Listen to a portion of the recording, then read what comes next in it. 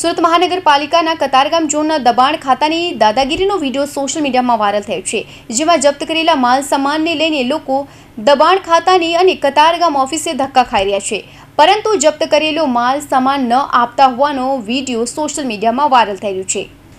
સુરતના કતારગામ વિસ્તારની લંકા વિજય હનુમાન મંદિર પાછળ દબાણ હટાવવાની કામગીરી દરમિયાન અધિકારીઓએ વસવાટ કરતા લોકોનો ઘર વખરીનો સામાન ઉપાડી પોતે જ ઝોન ઓફિસે ખસેડી દીધો।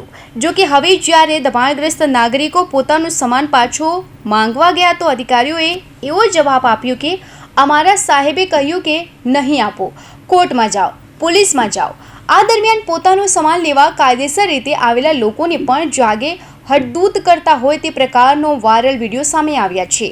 આ વિડીયોમાં લોકોએ પોતાના સામાન માટે આજીજી કરી છે કે તેમના જમવાના ઉપયોગમાં લેવાતા જે વાસણો છે તે લઈને આવ્યા છે તે પરત આપી દો। તો કતારગામના આસિસ્ટન્ટ એન્જિનિયર દીપક પાટીલે સ્પષ્ટ જવાબ આપ્યો કે તમને અંદર આવવા કોણે દીધા, તમે જઈને અમારા અધિકારીને મળો। મને અધિકારીએ સ્પષ્ટ કહ્યું છે કે તમને સામાન આપવાનું નથી। લોકો છતાં પણ તેમણે આજીજી કરી કે અમને અમારા સામાન આપી દો, અમને તમારા સાહેબ મળતા નથી। હવે આ સામાન હું તમને પાછો આપવાનો નથી। તમારે કોર્ટમાં જાઓ, અમારી સામે કેસ કરો અને પોલીસ ફરિયાદ કરો, તમને યોગ્ય લાગે તે કરો, પણ અમે હવે સામાન આપવાના નથી। જો કે આ ઝોન ઓફિસમાં એનજીઓ દ્વારા સામાન ચોરાઈ જવાની ફરિયાદને લઈ કાર્યપાલક એન્જિનિયર કામિની દોશીને પણ ફરિયાદ કરી છે। હજુ સુધી એનજીઓને પણ સામાન પરત આપવામાં આવ્યો નથી। એવું કીધું કે મેડમને મળો, પછી અમે અહીંથી વયા ગયા, મેડમને મળી લીધું। હવે અમે મેડમને મળવા ગયા તો મેડમ ને હાસો કિतना પડી ગઈ, એને અંદર આવવા જ નહીં દેવાના। પોલીસ વાળાને બોલાવી લીધા, પોલીસ આગળ ઉભી રાખી દીધી, તો અમારે વાત પતી ગઈ, તમને નહીં મળે વસ્તુ। એવું થોડું ચાલે। અરે જાઓ, ઉપર જાઓ, કોર્ટમાં જાઓ, અમારા પોલીસમાં જાઓ, પોલીસ ફરિયાદ કરો, અમારા વિરુદ્ધમાં જાઓ। આ પણ દશામાનો અંદર સામાન અત્યારે કોઈ સામાન તમને મળે નહીં, જાઓ બહાર નીકળી જાઓ।